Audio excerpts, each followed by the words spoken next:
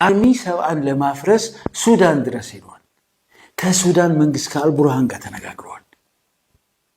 አፍንጫችሁን ላሱ ተብለው ነው የተመለሱት። ከነዛ ከሄዱት ውስጥ አርሚ ሰብአን አግኝተን ልናናግራችሁ እንፈልጋለን ብለው ወደ ከ300 ሚሊዮን ብር በላይ መድበው አርሚ ሰብአን ለማፍረስ ያላረጉት ጥረት የለም። አርሚ ሰብአ ማለት የኦህዴድ ብልጽግና ዳማከሲ ማለት ሲያስነጥሳቸው መድኃኒታቸው እሱ ነው።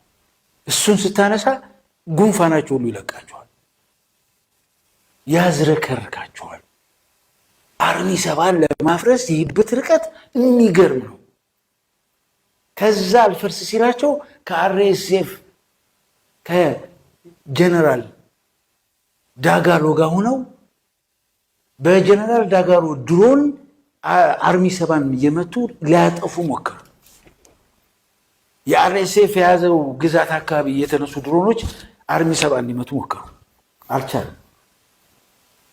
ከዛ የአልቡርሃንን ሰራዊት የኢትዮጵያ መከላከያ ሰራዊት ይሄ የኢትዮጵያ የኦህዴድ ብልጽግና እኔ መንግስት ነኝ እያለ የሚውል የዓለም መጫወቻ የሆነ ስርዓት የዩናይትድ አረብ ኤምሬትስ ተላላኪና ገረድ ሆኖ የሱዳንን ህዝብ ሰላም በመበጥበጥ በብዛት ዓለም አቀፍ ተቋማት እየዘረዘሩት ያለ ፀሐይ የመታው ሀቅ ነው።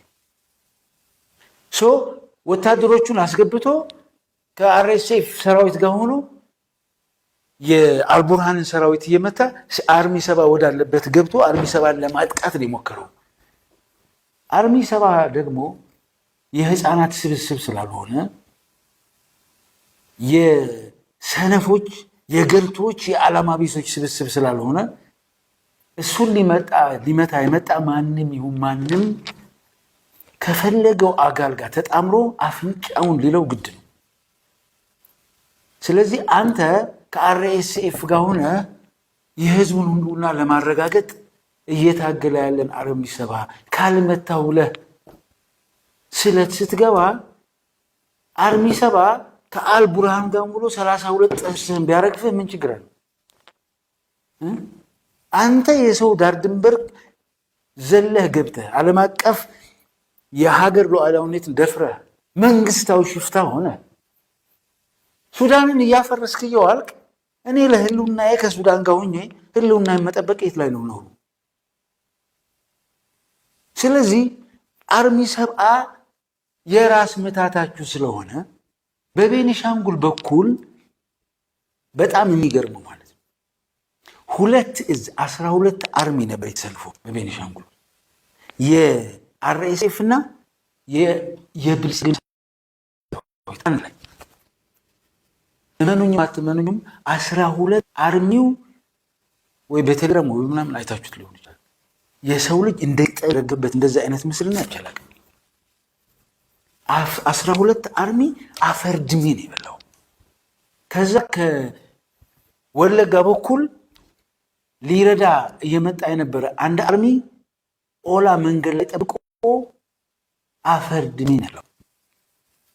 ስለዚህ ኦላ መንገድ ላይ ጠብቆ አንዱ አርሚ ሲቀጠቅጠው አርሚ ሰብአ ናቸው እያሰለጠኑ እንደዚህ በቆረጣ ያልተቻሉት አርሚ ሰብአ ናቸው እያሰለጠኗቸው ያላችሁ። ኦላ አፍንጫህን ሲለ አርሚ ሰብአ ነው። የአልቡርሃን ሰራዊት አፍንጫህን ሲለ ህወሓት ነው፣ ቲዲኤፍ ነው።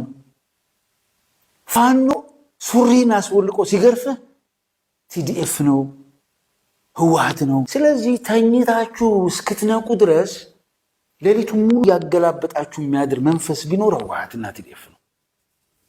አርሚ ሰብአ ቲዲኤፍ ነው።